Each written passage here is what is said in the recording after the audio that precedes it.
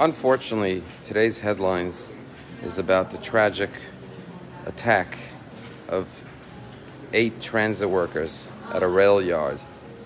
Unfortunately, the news is generally negative. We wake up every morning to headlines that bring out the worst events of the past day. And indeed, that's human nature. It's called negativity bias. We tend to focus on the negative. 10 things can go well in a day, but we're going to think about the one thing that went wrong. And that's because human beings are worried about survival. And so our nature is to always be on the lookout for threats and dangers. But unfortunately, that robs us of a joyous life, because instead of being grateful for all our blessings, we're only focused on the bad things in life. For every bad thing, there are hundreds of good things that happen in the world, but the news would never reflect that. In this week's Torah portion, we have a very sad story where the Jews complain to Moses yet again. And this time they say, we don't like the manna that we eat morning, afternoon, and evening. We don't like what the desert cafeteria is serving on the menu. We want to have meat. We want steak. We want ribeye. And Moses turns to God in an act of despair and says, God, where am I going to get meat to feed this entire nation?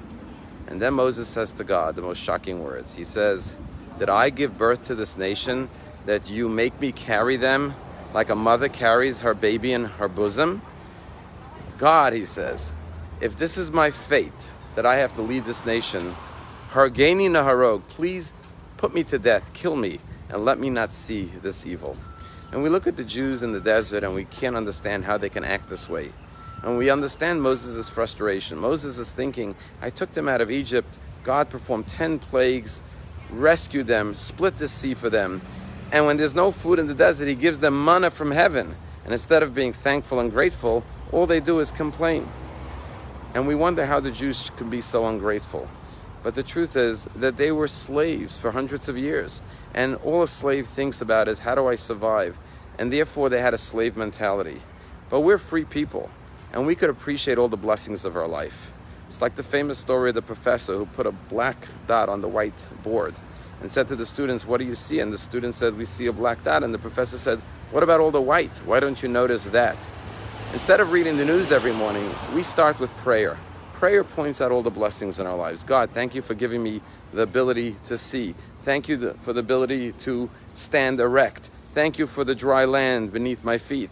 And yes, thank you for being able to use the restroom and not being, God forbid, constipated. That is what prayer does. It accentuates the positive aspects of our life. And therefore, we all have to look to make our lives more positive. And here are 3 practical ways to live a more positive life. The first thing to do is think about the people you spend time with. There are some people that you spend time with, and when you walk away, you feel better about yourself because they're positive people. They draw attention to the good things in life. And then there are others where when you walk away from a conversation, you feel depleted, you feel down because they're negative. And so the first thing you could do is go through your phone list on your phone and choose 10 people that are highly positive people and make a resolution to speak to them more often, spend more time with them, go out for coffee or dinner with them. Because when you have a social circle that's positive, that makes you more positive. The second thing we could all do is don't read the news so much. Spend time watching things, whether it's on television, documentaries, movies, about the beauty of life, the beauty of nature, the beauty of human spirit. Movies and films and documentaries that will lift your spirit rather than make you depressed like the news. And finally, the third most important thing to do is cultivate a deep, meaningful relationship with God. Because ultimately people will judge you for the superficial reasons of your exterior. But God knows your true inner worth and importance. As Reb Nachman of Breslov said, the day you were born was the day God says the world needs you in it. And therefore, by having a deep relationship with God, you will be less affected by the negativity of others, but realize that God believes in you. And a matter of fact, the first prayer we say every morning is, I thank you, God, for giving me back my soul.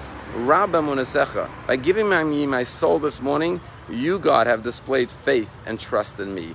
And when you know God believes in you and trusts in you, then you live with confidence. Just want to conclude with a story told by Simon Wiesenthal. He tells the story that after he survived the concentration camps, there were rabbis who came to the DP camps to help the Jews. And one particular rabbi, whose name was Rabbi Silver, was going around giving the Jews sidurim, prayer books. When they came to Simon Wiesenthal to give him a prayer book, Simon said, I said to the rabbi, I don't want that prayer book. After what I witnessed, I will never pray to God. And Simon Wiesenthal figured, well, I don't blame him. He saw the murder of 6 million Jews. No wonder he doesn't want to pray to God. But then he went on to say what he witnessed. He said there was one Jew in the barrack who managed to smuggle in a small pocket-sized siddur, prayer book. And when other Jews in the barracks asked him, can we use your prayer book? We haven't prayed in a long time from a prayer book. We can't remember all the prayers. Can we use your siddur? This Jew said, yeah, I'll let you use my siddur, but you have to give me a piece of your bread. And he charged them for the use of his siddur. And Simon Wiesenthal said to the rabbi, after what I witnessed, that a Jew could take away the last morsel of bread from a starving Jew in the concentration camps to use his prayer book, I don't want to ever pray from a siddur. And Simon Wiesenthal said the rabbi looked at him, Rabbi Silver, and said to him, let me ask you a question. Were there Jews who were actually willing to give up a piece of bread to use his siddur? And he said, yes, there were plenty of Jews. Every day Jews would come up to him, give him a piece of their bread to use his prayer book. So Rabbi Silver said to Simon Wiesenthal, so tell me, why do you look and focus on the one bad Jew who charged other Jews to use his siddur by taking away their last crumbs of bread that they would needed to stay alive? Why don't you focus instead of all the amazing Jews in the camps who were willing to give away their last piece of bread just to be able to offer a prayer, a deep felt prayer from their hearts to God? Why focus on the negative? Focus on the good people. And that's a powerful lesson. It's always good to set your eyes and your heart upon. And by doing that, you'll be a positive person. And unlike the Jews in the desert who were ungrateful despite seeing so many miracles, we have all seen wonders and miracles and blessings in our lives. Let's focus on appreciation for that rather than what isn't right and what is lacking in our lives. And as a result of that, we will be happier and the world will be a better place.